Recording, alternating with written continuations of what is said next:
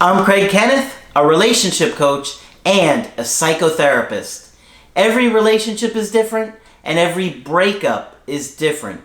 Work with me and you'll get professional help on your situation. And if you're in no contact, focused on personal growth, my workbook series, The Knowledge, will help you make changes like you've never made before. Available now at AskCraig.net.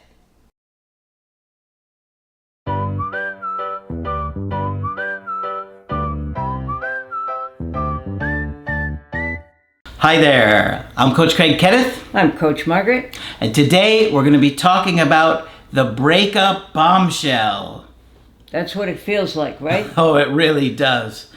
Boy, Margaret, when you are going through a breakup, Yep. It feels like your life is just shattered instantly. Yep. Everything that you thought about your life kind of feels, And yourself.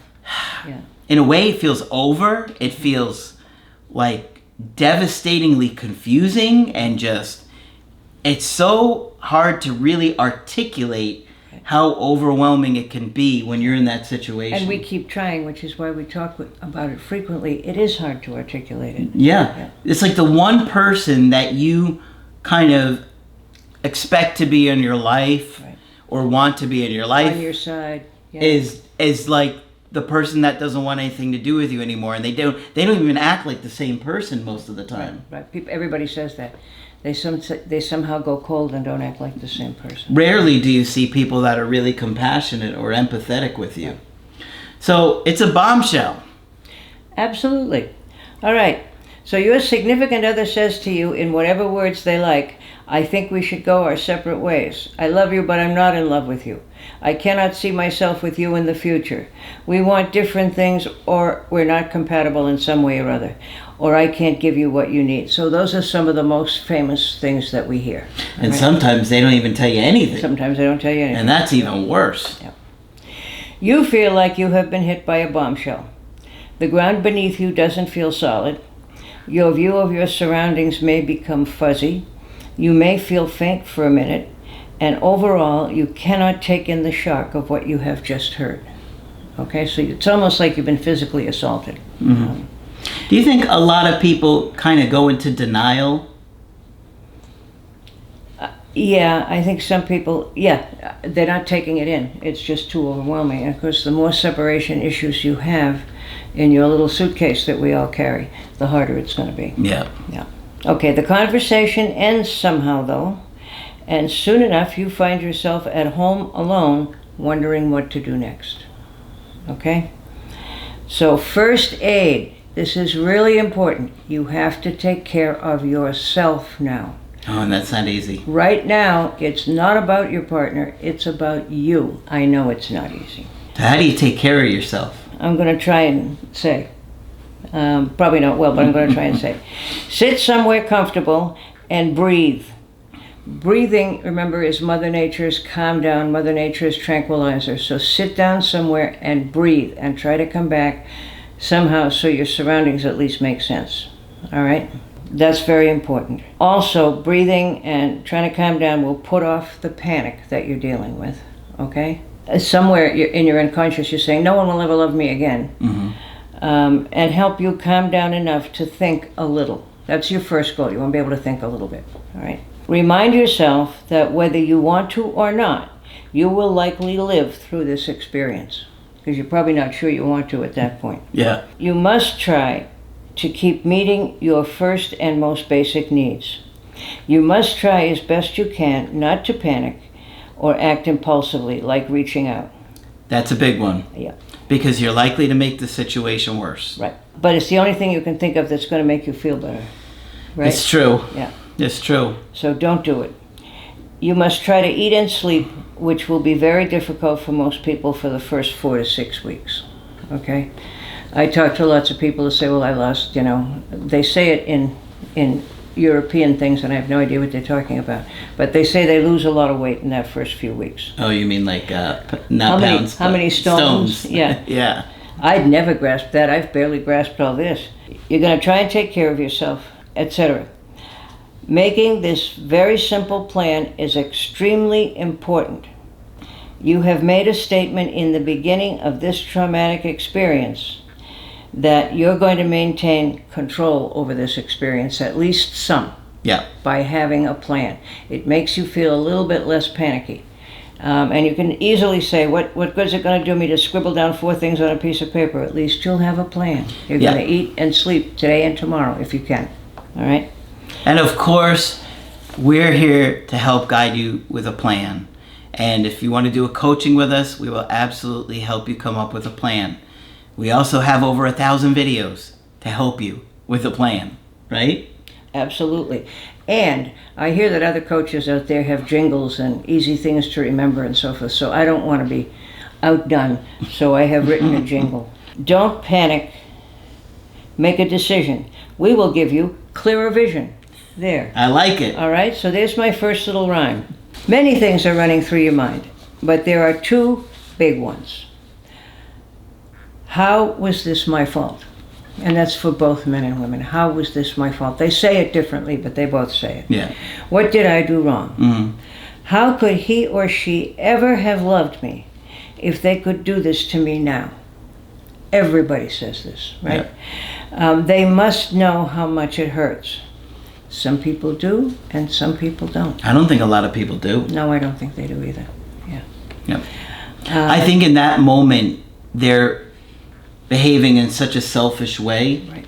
And I'm not saying being selfish is always a bad thing. No, sometimes you have to be. So, I'm not saying that them breaking up with you is necessarily this selfish thing that, that's a negative thing. Maybe they needed to do it. Maybe the relationship was toxic or unhealthy and they've asked you to change 1,000 times. And they said, I can't do this anymore. I got to stop this. You know what I mean? Mm-hmm. So, yeah. Well, he'll be fine. As long as he has his boat and he can go fishing, he'll be fine. No, he may be bleeding on the floor. Yeah. Okay? She's got 9,000 friends she likes to go out with. She'll be fine. No, you can't assume that. Okay? And if it's hurting this much, then you've been in a relationship a length of time that made it important to both of you. So then you think, because it's the only thing that'll help, how can I get them back in the next 10 minutes? Okay? Reach out, beg and plead, appeal to logic. Grand gestures. Or let my hormonal energy that Mother Nature is sending me help me with the energy to think up more ways to harass you. Because not only is breaking up so bad, but Mother Nature sends you extra hormones to get the person back. Margaret, for me, all I can think of is a child that lost its parents. Absolutely. And that's exactly how it feels. And that's the parallel. Yes, it is. If you've ever been lost as a little child and lost your mom or your dad in the store or your guardian, you know that fear and terror that overwhelms your entire body. You can't stop crying. Right. Even if it's never happened to you. You've seen it happen to kids at the store. Right. They're on the floor crying. They can't be consoled, even when the parents come back. That's what it's like to go through a breakup. Really, that's what it's like. And honestly, that's where many of the feelings come from. Those feelings don't go away when we grow up. They come with us. Okay? And the same parallel that you can see there in a breakup and with a child that's lost his parents is very similar to what we try and teach you about healthy attachment, and the way that you attach to your caregivers is going to be the way you often attach to your partners. Unless you decide to do something else. Which is what we're trying to help you do. Yeah. But everything in you wants to reach out and have contact, to feel like the other person is still there, because it can feel like they've disappeared into nothingness or gone to another planet, because suddenly they're right with you and suddenly they're gone. And now with social media, all you do is online stalk, 24/7. Right. WhatsApp, Instagram, Facebook, Snapchat. When I was young, you had to go spy yourself. You had to go down to the bar and see if he or she was there. Mm-hmm. Yeah. This generation is just getting too soft. Now with Snapchat, it'll tell you where the person's location is. Right. Like literally. And you know what the songs they're listening to on their Spotify account. That's outrageous. You know what it's just unbelievable. Yeah.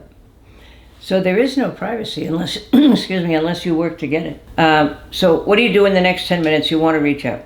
Don't do anything in the next 10 minutes. Remind yourself that you have some time to think things over and decide how you want to handle it. Okay, so there's no instant anything or impulsive anything. Do whatever helps you calm down. Keep breathing, call your friend, pat your cat, or do whatever else will help.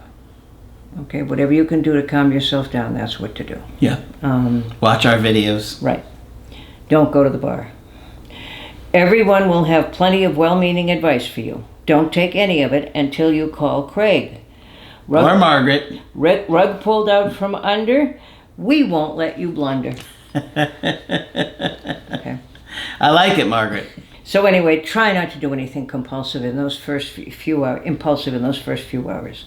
Remember that you will need to get through the next few days, one day at a time, sometimes 1 hour at a time, and sometimes 10 minutes at a time. And I understand, I can remember those moments vividly, sitting on the bed, and minutes feel like hours. Yes. And you don't want to do anything. No. You don't want to watch TV, you don't want to watch a movie, you don't want to do anything. Your energy is elsewhere engaged, yeah. All you can think about is your ex, what happened, where you're at, what you're doing, Right.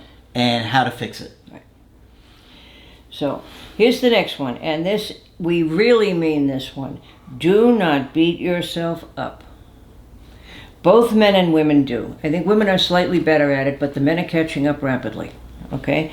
Don't beat yourself up. It's not helpful, and it takes up the energy that you need to heal. I should have done this. I should have done that.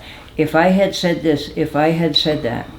Okay? How come I mess up everything in my life? I've been through, 4 relationships, and it never turns out right for me. There must be something wrong with me, and on and on and on. Please try to fight that. Okay? What happened, happened. We're grown-ups and we'll all take responsibility for our part. But it's never totally one-sided. It can be heavily one-sided, but never totally. Okay? Focus on enlightening yourself and improving your mental health and awareness of healthy relationships. Right. That's the most empowering thing you could do. That's exactly right. Do not contact the person's friends or family. Very bad idea, right, Craig? I've done it.